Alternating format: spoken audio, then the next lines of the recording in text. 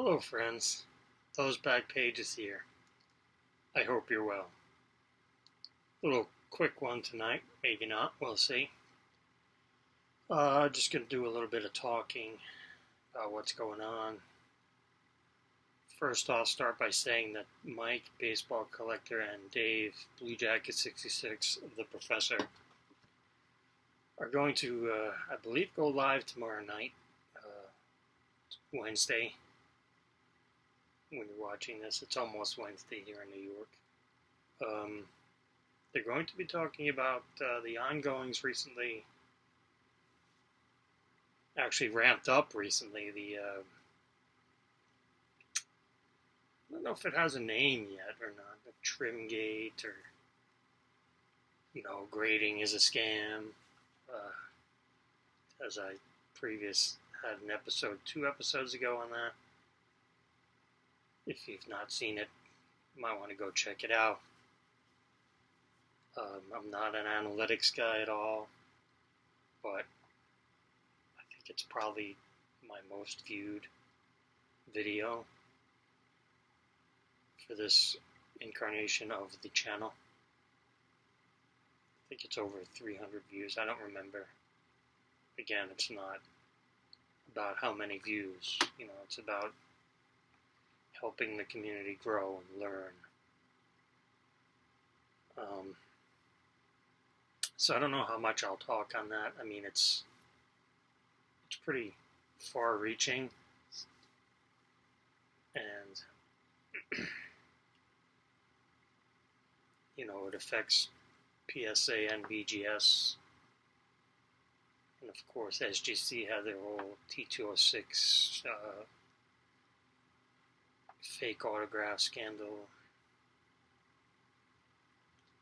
and so again, you do your due diligence in checking out what you're buying. I mean, are third-party graders to blame for this? Maybe partially. I mean, it's their job to authenticate and catch trimming and alteration, restoration, conservation, all these words going around. I love YouTube, I love you guys. But, do your due diligence, read up. There's various, I think it's called Worth Point. I know that there's a website called Sorts Of that you can look up completed auctions on eBay just based on the item number. It's sortsof.com. I think it is. I haven't used it in a while. I mean, it'll show you even best offers that were accepted. So I highly recommend you use that. And, if you're spending hundreds and more dollars on cards, I think you should do your homework, and you should ask people, talk to people, get advice. I've had quite a few friends in the last, thankfully to this community, have approached me about, hey, I think I want to buy such and such rookie card. So that's a great idea. I think it's well worth picking up. One of them happens to be Hank Aaron, and again, I'll reiterate, there's no wrong time to pick up a Hank Aaron rookie. I mean, if you're buying a 9 or a 10 Hank Aaron rookie, you're not watching this. But you should be. You should be. Just kidding. So yes, go ahead and do your homework, talk to some people, all of that stuff. You're spending real money on cardboard. And something's going to fall. I apologize. I'll edit that out. Funny. Whoopsie. Garbage bag fell over. Alright, well that leads me to the next topic. It's my binder project. the last day or so, I've come to the conclusion, and it's not from lack of trying. I've been trying to pick up, lots of the Griffey Upper Deck, the McGuire Topps rookie, Ripken Topps Donruss and Fleer, etc. Mattingly Topps and Fleer, and that's another issue. I mean, when it comes to some of these 80s cards that are heavily counterfeited back in the day, I don't think they are anymore, but back in the day they were. The Mattingly Donruss,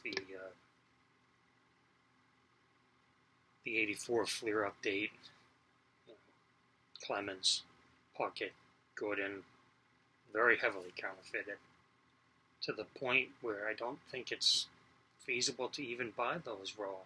I mean, I don't think the seller would, well, you never know. Again, sellers are going to sell, but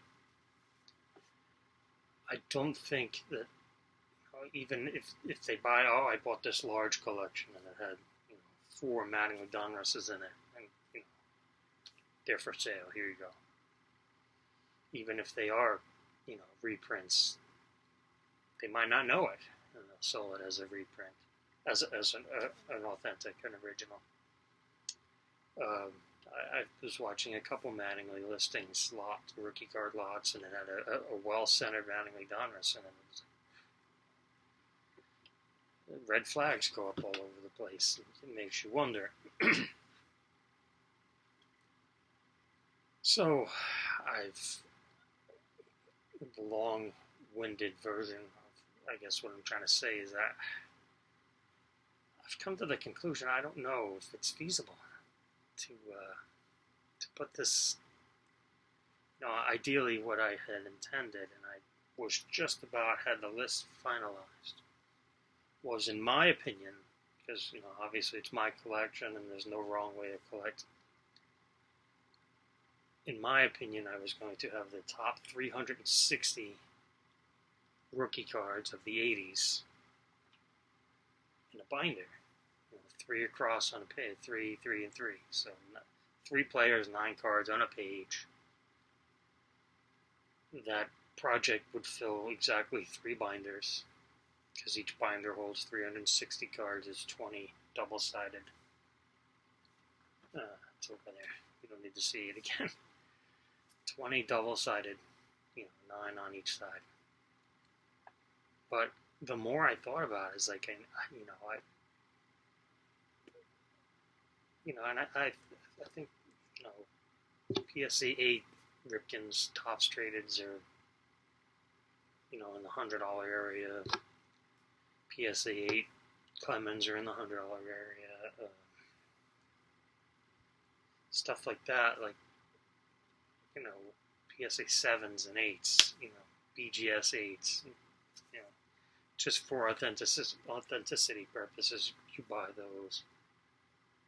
Trying to find centered copies to some extent. I mean, 84 Fleer update is extremely tough on centering. Even in a 9, extremely tough on centering. But I mean, years and years and years ago, I was fortunate enough to buy all of these in a 9, and except there's a few I don't have in a 9. My Ripken's an 8.5, my traded. But these 8s, and to some extent these PSA 7s and 8s are at or more than what I paid for my 9s. So coming to the conclusion, it's really worth it? I mean, would I get enjoyment out of it? Of course. I mean, I get enjoyment out of all collecting, but to sink those kinds of funds into this kind of project, I don't know. Because what would happen is that these slabs would be purchased and then cracked out and then put into the binder. I just don't know. and it's honestly, it's just not from lack of trying. I mentioned before, that 83 tops lot that I picked up with 3 Gwins, 3 Sandbergs, 3 Bugs for $36 for all 9. So $4 a piece, that's perfect. But most other sellers don't see it that way. I found one seller that had, I think he had about 12 different listings. I was interested, maybe 14, it might have been 14. Different auction, buy it now's best offers. And I sent him reasonable offers, and he replied to each one, "Don't waste my time," or something. "Why are you wasting my time?" Or it was something very cold. It's like, you don't like what I'm offering as far as financially. That's fine. Decline it. That's all. I'm offering you real money for cardboard here, and it's off-grade cardboard. It's not like, oh, you're not going to submit this and get an 8 or a 9. You're certainly not going to get a 10, but, a lot of these dealers are just, I don't know. I guess they have the mindset of, this is what I paid for, this is what I need, and that's fine. It's yours.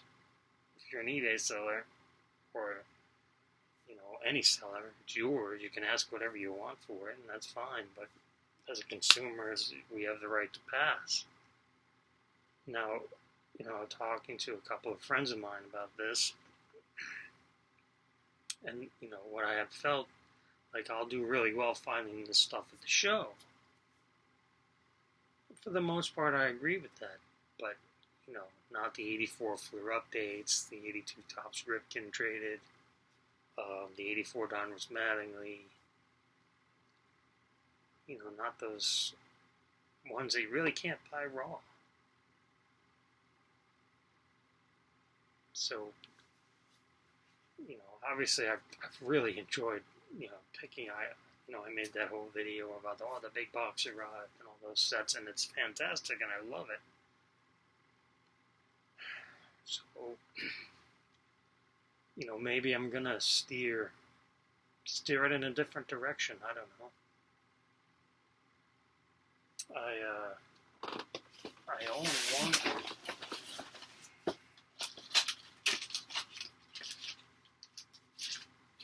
See if I can find it real quick. Yeah. I'll just show that there. I've had this since I was a kid. I didn't pull this one, but I've owned this for, 30 plus years. And it's really well centered. It's a beater copy. It's nothing to write home about, but the centering is real good. And again, the Ripken, a Henderson like this raw is going to be $20, $25 in the non-gradable condition. So, I don't know. Just doing some thinking. I don't know, maybe I'll take the binder project in another direction.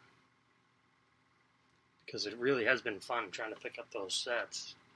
Some of those sellers are a little delusional as far as those sets go as well. I'm trying to pick up some 87 Donruss highlights factory sets. It's, if you go to a show, it's anywhere from $1. It's, $5, I guess, on the high end.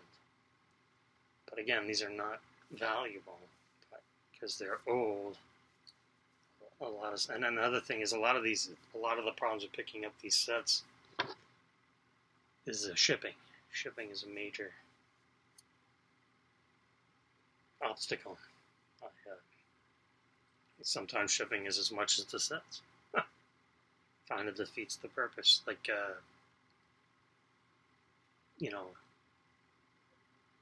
full factory, the full factory sets.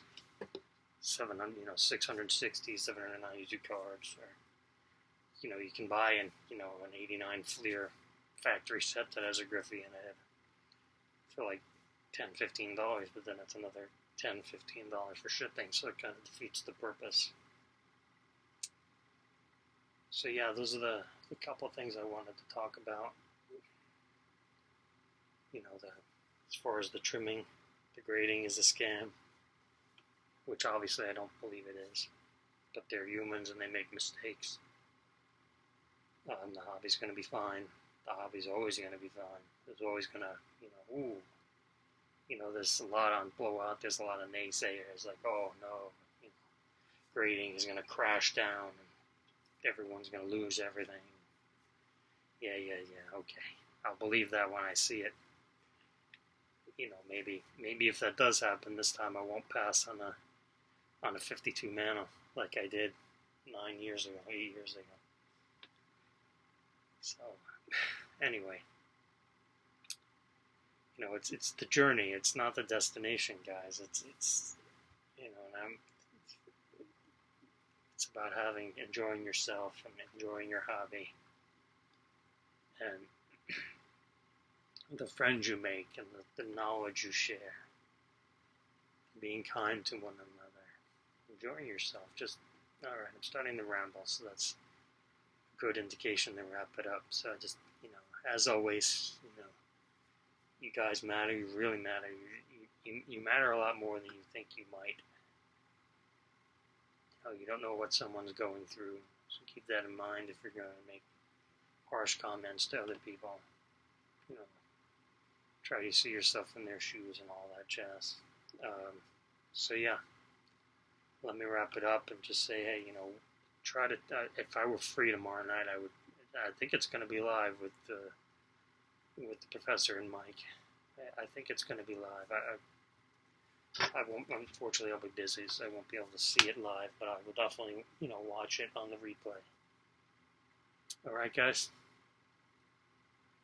Until next time.